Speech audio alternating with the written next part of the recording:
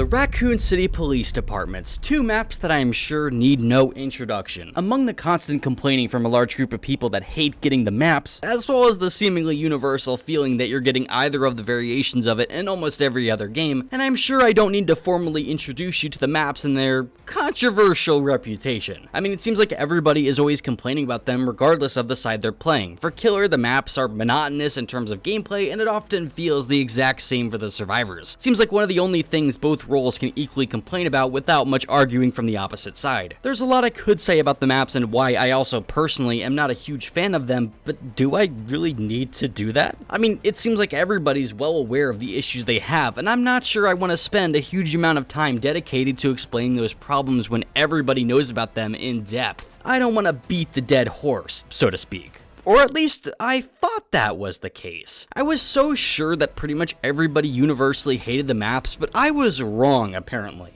Very, very wrong. In a recent community livestream from BHVR, they listed 5 maps that were ranked as most enjoyable by a large group of players. We had some interesting ones in there like Dead Dog, which somehow ranked the highest out of all the maps in the game, which is a whole thing to unload on its own, among other maps like Mount Ormond and Freddy Fazbear's Pizza ranking as number 2 and number 4 respectively, which is interesting, but not nearly as interesting as the maps that took up the number 3 and number 5 spots, which are, would you believe it, both versions of RPD, West and East. This plot twist completely baffled me when I saw it, like watching the original Scream all over again. I mean, speaking as someone who plays DBD a lot, RPD is like that kid at school who always smells like they roll around in the dumpster. You don't want to bump into them, and you really don't want to be associated with them, at least not until they take a shower or buy some Dr. Squatch. Sponsor me, please. So this revelation was pretty shocking and forced me to take a second look at how I, as someone who has almost 10,000 hours in the game, perceives maps in comparison to regular players. With this reveal, I felt inspired. I want to take another look at the RPD variations to determine exactly what problems I have with them, as well as trying to take into consideration why a group of the more casual players might really enjoy playing on both versions of it. That being said, today we're going to take an analytical look and peel back the layers of the highs and lows of RPD. You know, sometimes I forget that not everybody is a massive nerd like I am, and it really shows with how I react to getting certain types of teammates in Dead by Daylight. I mean, I might spend an entire game crashing out about a survivor who's super immersed and barely interacting with the killer, and then I remember that for newer players, DBD is still a horror game, and then I find myself less annoyed by it. It's sort of like watching someone get into a hobby you really enjoy. You have to be patient or there's a chance you scare them off. As someone who got into DBD back when it came out, I often forget how the experience for new players feels. It's a shortcoming I've really tried to adapt to. I mean, if I'm gonna make videos about the game, I have to take everybody's feelings into account, right? That's the main reason my opinions come across as pretty middle of the road. It's not that I'm intentionally a fence sitter, it's just that I have a hard time sticking to one side of most arguments. I'm a free thinker, as some would call it. Anyway, where's it going with this? Oh, right. RPD being so heavily enjoyed by a large group of players surprised me so much because, well, I don't think it's a super fun map, but clearly I must be in the minority there. The Dead by Daylight community tends to be a pretty small bubble, even if there are more people in it as the game gets older and more popular. But it's easy to forget that most people that play the game don't interact with that community. They're not crashing out about every single DBD patch on Twitter like we are. Sure, maybe they'll watch a bigger content creator like Otz, Hens, or Aaron, just to name a few, but I doubt they're too invested in the balance of the game. Sort of like the group of people I tend to tailor my videos to, meaning you guys. Even if I try to make my videos understandable for people that don't play the game too much, I'm well aware that not many players care about this shit as much as we do, and that's fine. For the biggest group, they're probably just hopping onto DBD for maybe a match or two, or maybe just to play with friends for a little bit. They're not preparing for 5-hour-long sessions because they're not masochists like I am. The average person might not even know what maps are good for which role and why. That's not necessarily a problem, but I think it's an important part to understanding why RPD might be really enjoyable for the large group of casual players.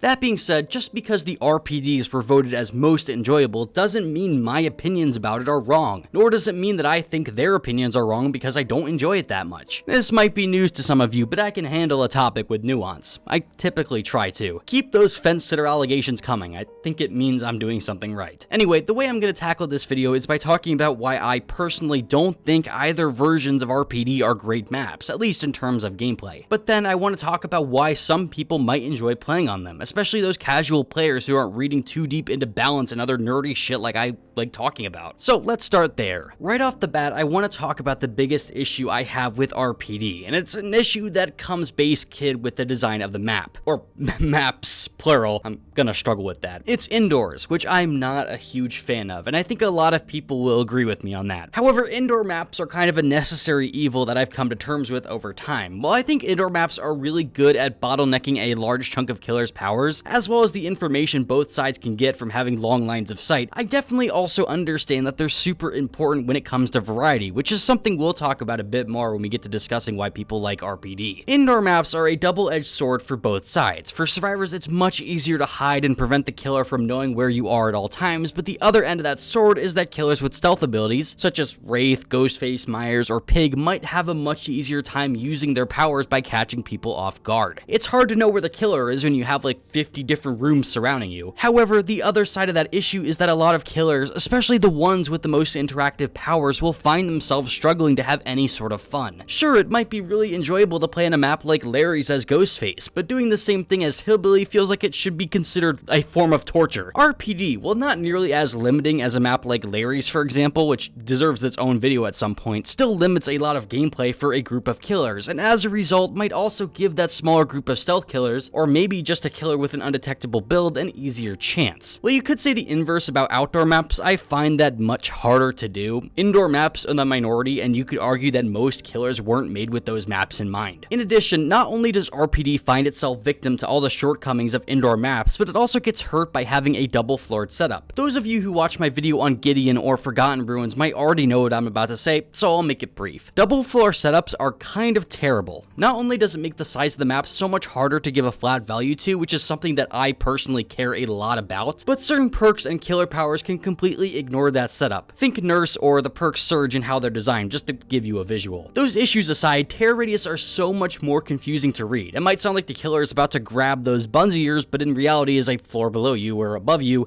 completely distracted with something else. The killer-sided version of that same problem is survivors might run super early, which can make catching up to them a total pain. Tear radius are cylindrical, not spherical. It's a really confusing thing to go up against in most matches. Although, most matches on those maps. I'd love to get on Behavior's ass for not doing something about that, but there are only like a handful of maps this is a problem for, so I'm not gonna, make the biggest deal about it, but if they start adding more maps with double floored setups, I'm gonna be on their ass about it. However, that doesn't mean it can't be annoying. It can. It's not the biggest deal, but it does add on to the other problems with indoor maps. Those other issues being very hidden totem spots which can lose you the game, and boons which can be really hard to get rid of. Again, it's not going to be the biggest deal in most games, but can definitely damper the experience. What can be the biggest deal and actually ruin games is how RPD is built, and how that can lead to someone going death hook while their teammates hopelessly watch. One of the biggest issues with RPD's design is that, well, it wasn't made for Dead by Daylight's gameplay. It was made for Resident Evil 2. This is a big problem when it comes to how the map is designed and segmented. Even if it isn't an exact one-to-one remake, it's still doing its best to be faithful to the Resident Evil version of RPD, which creates a dilemma when it comes to the flow of the gameplay. This hosts a variety of problems, which I will get into, but there's a massive one I feel like needs adequate coverage. That would be how certain hook locations can be nearly impossible for survivors to play against, especially when going against certain killers who specialize in locking down specific areas. This isn't something that personally bothers me. This is actually game ruining if killers know how to take advantage of it. There's a video Otz made from a few months ago that talks about this exact issue in depth, as well as showcasing how playing killer around these hooks can win you games and prevent survivors from really having a chance. I'll link it below, as I think it's a good watch and worth checking out. I mean, if you haven't seen it, obviously. But don't leave yet, please. It would make me very sad. Anyway, this is a really big issue for the hook in the library, which can be made almost impossible for survivors to get to if the killer plays it in a smart way. All they have to do is lock down the area near the lobby and the staircase, and there's basically no way to play against it. Sure, maybe super coordinated teams can pull off a smart play, but most solo queue players will end up in a 3v1 situation they can't do anything about. And as you know, most 3v1 games are impossible to win. However, this issue extends to other areas of the map too. For example, getting hooked in the basement placement on either variation of the map can be a death sentence against a killer who wants to make sure they don't get unhooked. Due to where the basements are placed, there are so many choke points that the killer can watch closely and prevent survivors from getting through without even worrying about the anti-camp meter. Even just talking about the second floor hooks, they can be really hard to get to, as the limited traversal options through the staircases can also be easily locked down by the killer. However, again, this can be a double-edged sword. If the killer chooses not to play like that, then they're at a disadvantage because it'll be incredibly hard to keep track of survivors' movements to see if they're positioning for the save, which pressures the killer into staying in the same area as they get punished if they don't. It's so hard to patrol on this map because you have to play 40 chests just to get from point A to point B, which further incentivizes the killer to play in whatever scummy way allows them to win, and I can't really blame them for that. Combined with the problems this also creates with Scourge hook positioning, and you have a perfect storm of shitty map design. Hopefully at this point you're understanding some of my grievances with this map, or these maps.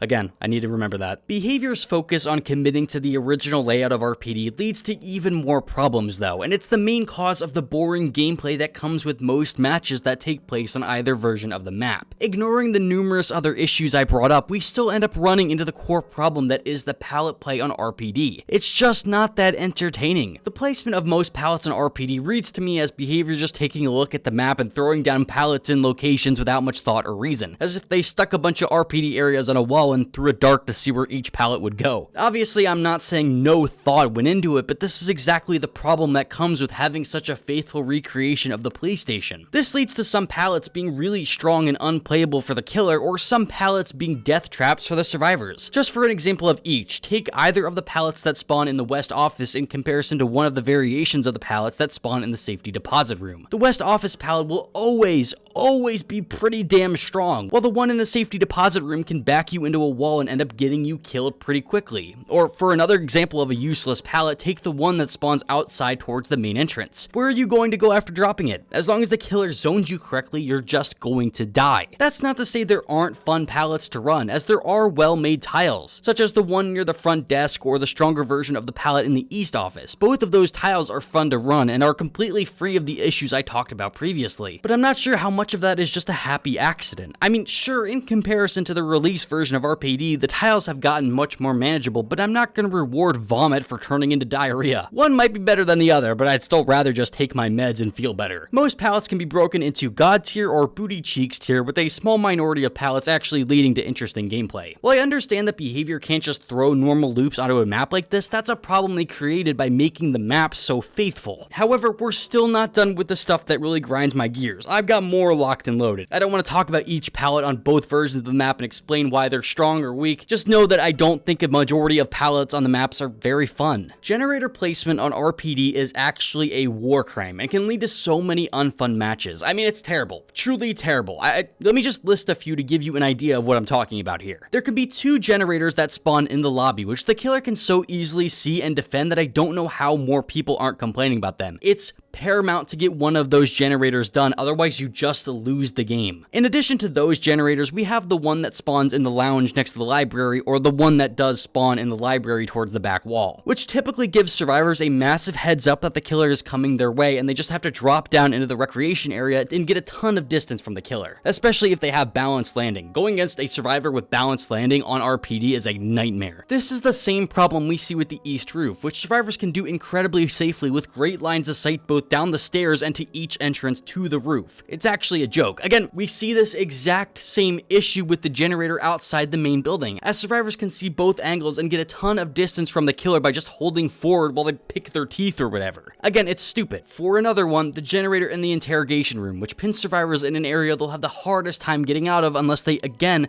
start running early. This is a continued problem with having a faithful recreation, because behavior just kind of had to slap gens in certain locations without thinking about it, and it leads to generators being in very unhealthy positions. It's very boring and problematic. If I really wanted to, I could probably go on and on about more issues, but I've already covered so much, and I don't think I really need to add on to explain why I don't like this map that much. Among the problems that come standard with indoor maps, the double-floored setup, behavior's insanely faithful and equally as problematic recreation of RPD, the placement of hooks which can be easily abused, the lazy designs of pallets and loops, and the downright offensive generators that can spawn you must be thinking that I hate everything about this map, and I wouldn't blame you if you got that impression. I mean, I just spent forever talking about my numerous issues with RPD and why I'm not throwing my hands up in excitement when I get it. However, that's not entirely the truth, and this is where I'm going to talk about why I believe a large group of players might enjoy getting it. Let's get the obvious out of the way first. Resident Evil. Resident Evil, on the other hand, is fucking awesome. I love Resident Evil, and I can't wait to get my Cheeto-stained hands on Requiem when that drops. This, I think, is a large part of why people might not notice gameplay issues, or at least not care about them as much as I do. When loading onto RPD, East or West, at that point it turns less into a map and more of an experience, so to speak. Not everyone is willing to sit down and start fuming about design issues like I am. They might just be happy to be in such an iconic location. Behavior's faithful adaptation, while leading to the issues I complained about previously, is also really cool, despite what problems I might have with it. In fact, it was even more faithful when it dropped, as it was the full RPD before being divided to make games less rough on them, which is still a change I'm glad Behavior ended up making. However, for casual players, who cares about the problems the map has? It looks and feels cool. That's all that really matters, right? Sure, generators might spawn in dumb locations and hooks and loops might be poorly designed, but who the hell cares about that besides goofy assholes like me? I'm not gonna throw a damper on everyone else's fun just because I'm not the biggest fan of it. Also, considering the fact that Resident Evil's chapter was a huge player count for a DBD, and maybe the map is nostalgic for a large group of people, adding on to the reasons they like it. Remember when I mentioned that indoor maps were a necessary evil and incredibly important when it came to variety?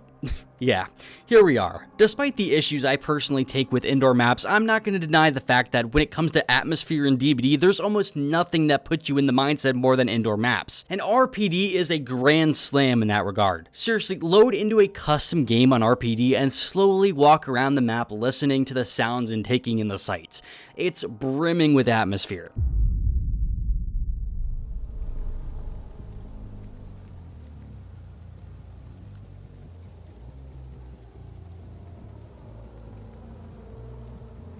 Typically, Behavior's art and sound design team always knocks it out of the park, and I don't think they've ever done something quite as impressive as the recreation of RPD. It's genuinely amazing, no sarcasm involved. Furthermore, I imagine RPD is so well liked because it represents a break from the usual outdoor maps that people might be tired of, as indoor maps are few and far between, and breaking out of that monotony might be fresh and interesting for people. This is why, like I said, I've come to terms with the design issues that come with indoor maps. They have to exist just to keep the game interesting, and I'm not going to take that away for the sake of balance, not in a million years. That doesn't mean I think those problems should be ignored for the sake of keeping things interesting, but I'm never going to advocate for the deletion of indoor maps for that reason. I understand why they exist, even if they might just need some balancing adjustments. Adding on to that variety, having two versions of the same map with different layouts might also make the maps feel so much more interesting, as games can feel completely different depending on the variation you get, which is why, if I had to guess, both versions of the map were voted highly. I didn't really want to dive into the individual versions of the map and wanted instead to focus on problems that affect both sides, but I felt it was important to talk about here for why people might like both of them. The last talking point about the good of RPD I wanted to touch on was the consistent reliability of the map. As you know, a lot about DBD is up to chance. Certain killer powers, perks, totem spawns, those things can feel super different from game to game. And while I'd say overall that's a good thing, for new players that can be quite confusing. They might not understand why there was a certain pallet in a location in the last game they played, but they get the same map again and the pallet isn't there? Why? RPD, both West and East, are extremely consistent for the most part, which can make those maps feel really easy to navigate for most players, as well as the loops being consistently reliable. I mean, once you learn how to run it once, you know how to run it for the rest of the time. Sure, generators and pallets might not spawn in the same locations, but if you know the layout of the map, generally speaking, you know where to go and how to get there. Because RPD wasn't designed by Behavior with DBD in mind, the layout of the police department is so distinct and interesting from room to room that it's really easy to get comfortable on. If you've played Resident Evil 2, you can navigate DBD's version of it. There might be some things misplaced, like holes in the wall or blocked doors, but I think it's really easy to orient yourself if you're comfortable with the layout. I think that, more than anything, is the unsung hero of RPD. That consistent navigation is something that can give most players a chance, and I don't think that deserves to be understated. While that might be a problem for me and how I interpret DBD's balance from map to map, I understand how that could be very cozy for casual players, and I really wanted to talk about that angle from it specifically. While I'm probably always going to have my issues with RPD and its design, I'm glad it's in the game. No, seriously, I am. I might not be having the best time while playing on it, but clearly I'm in the minority there. If people are having fun, I'm not gonna stop them. Taking a look at RPD's design, both the good and the bad, gave me a newfound respect for it and what it represents for the game. Sure, certain design choices might get under my skin, but I do genuinely think it adds a lot of variety to map selection, and the game would feel, well, a little hollow without it. It is genuinely really cool to have such a faithful recreation of an iconic location in the game, and it warms my heart to know that people are having a good time playing on it. I wouldn't change that for the world. While it has all the issues that I talked about, if those issues can be easily brushed off by newer players who are having the time of their lives, more power to them. I'm not below letting those people enjoy themselves, and I really hope that the maps stay consistently fun for them, even if they aren't that fun for me. Anyway, that's it for me, gamers. I hope you enjoyed and have a great day.